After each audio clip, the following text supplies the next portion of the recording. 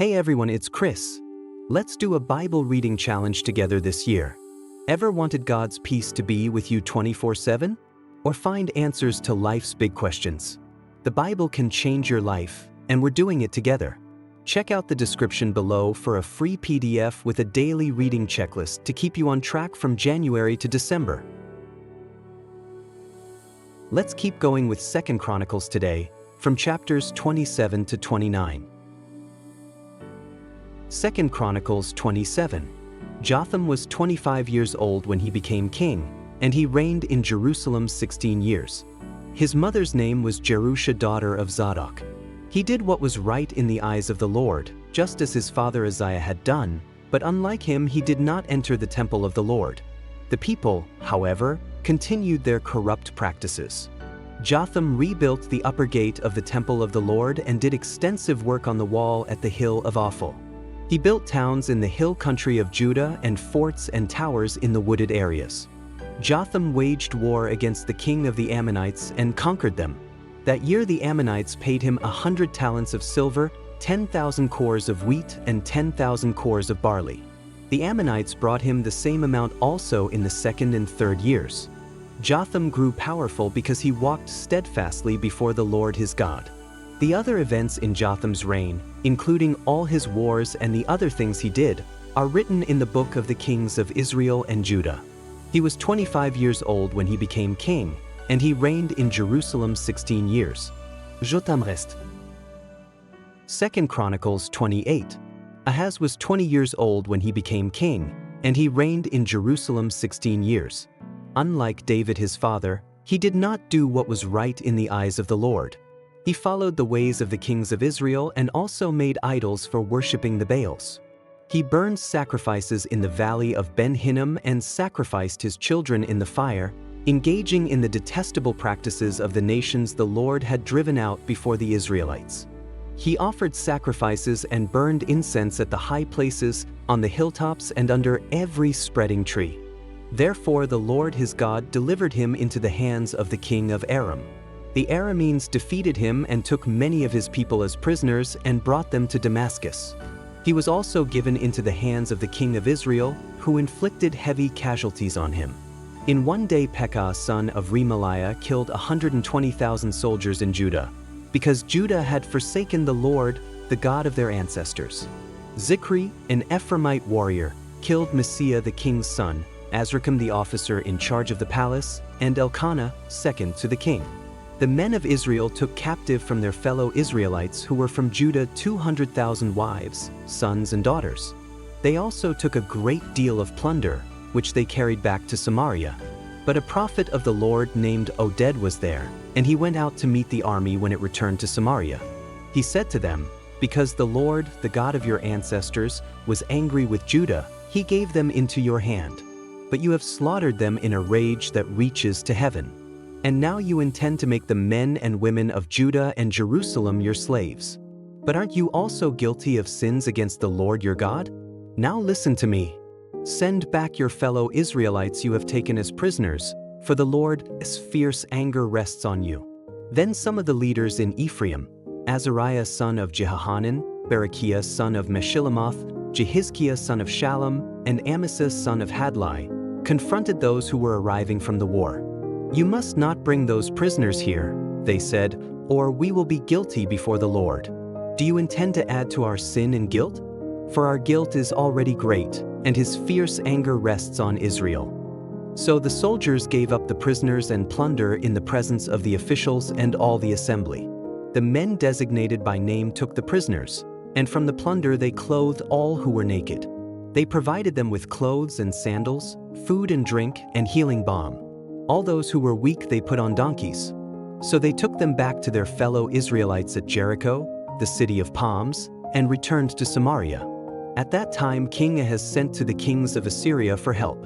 The Edomites had again come and attacked Judah and carried away prisoners, while the Philistines had raided towns in the foothills and in the Negev of Judah. They captured and occupied Beth Shemesh, Aijalon, and Gederoth, as well as Soko, Timnah, and Gimzo, with their surrounding villages. The Lord had humbled Judah because of Ahaz king of Israel, for he had promoted wickedness in Judah and had been most unfaithful to the Lord. Tiglath-Pileser king of Assyria came to him, but he gave him trouble instead of help. Ahaz took some of the things from the temple of the Lord and from the royal palace and from the officials and presented them to the king of Assyria, but that did not help him. In his time of trouble, King Ahaz became even more unfaithful to the Lord. He offered sacrifices to the gods of Damascus, who had defeated him, for he thought, "Since the gods of the kings of Aram have helped them, I will sacrifice to them so they will help me." But they were his downfall and the downfall of all Israel. Ahaz gathered together the furnishings from the temple of God and cut them in pieces. He shut the doors of the Lord's temple and set up altars at every street corner in Jerusalem. In every town in Judah, he built high places to burn sacrifices to other gods and arouse the anger of the Lord, the God of his ancestors. The other events of his reign and all his ways, from beginning to end, are written in the book of the kings of Judah and Israel. Ahaz rested with his ancestors and was buried in the city of Jerusalem, but he was not placed in the tombs of the kings of Israel. And Hezekiah his son succeeded him as king. 2 Chronicles 29. Hezekiah was 25 years old when he became king, and he reigned in Jerusalem 29 years. His mother's name was Abijah, daughter of Zechariah. He did what was right in the eyes of the Lord, just as his father David had done. In the first month of the first year of his reign, he opened the doors of the temple of the Lord and repaired them. He brought in the priests and the Levites, assembled them in the square on the east side, and said, "Listen to me, Levites. Consecrate yourselves now and consecrate the temple of the Lord, the God of your ancestors. Remove all defilement from the sanctuary. Our parents were unfaithful. They did evil in the eyes of the Lord our God and forsook him. They turned their faces away from the Lord's dwelling place and turned their backs on him. They also shut the doors of the portico and put out the lamps. They did not burn incense or present any burnt offerings at the sanctuary to the God of Israel. Therefore, the anger of the Lord has fallen on Judah and Jerusalem. He has made them an object of dread and horror and scorn, as you can see with your own eyes. This is why our fathers have fallen by the sword and why our sons and daughters and our wives are in captivity. Now I intend to make a covenant with the Lord, the God of Israel, so that his fierce anger will turn away from us. My sons, do not be negligent now, for the Lord has chosen you to stand before him and serve him, to minister before him and to burn incense."